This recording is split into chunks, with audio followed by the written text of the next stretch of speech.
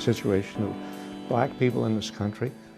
Well, I started becoming involved in the movement for sort of desegregation and racial equality when I moved south in 1956 to teach at a black women's college in Atlanta, Georgia, Spelman College. I became involved in the movement. So that was in 1956. So here we are, just about 50 years later.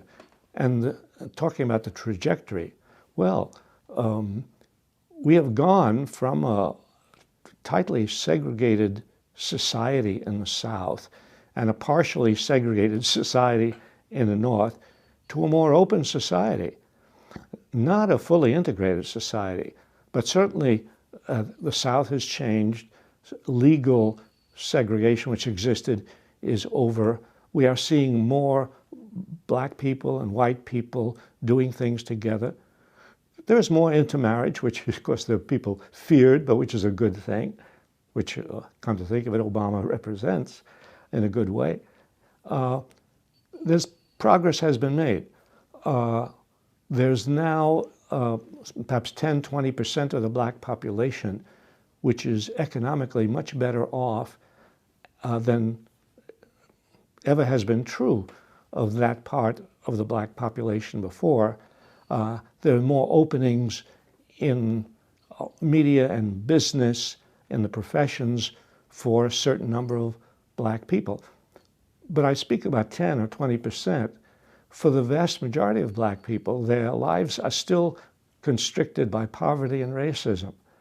So the civil rights movement accomplished a good deal by beginning to remove some of the important social barriers. What it did not remove was the barrier of class, the barrier of economic injustice. Martin Luther King recognized this. That's why toward the end of his life he began working for economic rights for black people.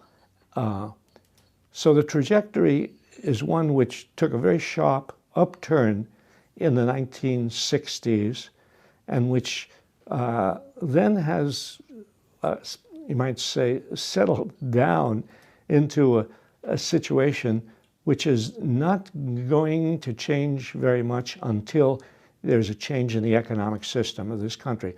So long as we have an economic system based on profit and corporate wealth, there's going to be an impoverished class. And so long as there is an impoverished class, I'm talking about the 40 million people who don't have health care, the 20% of the children in the country who grow up very, very poor.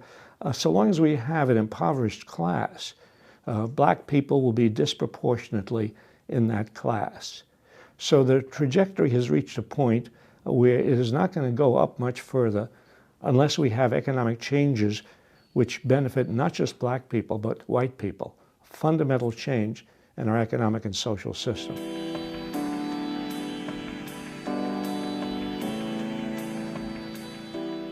Well, those changes have to be for the government to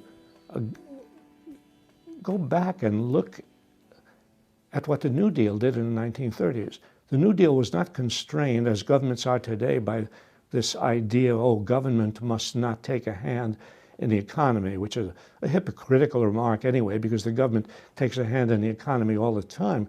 It just took a big hand in the economy to help the financial institutions.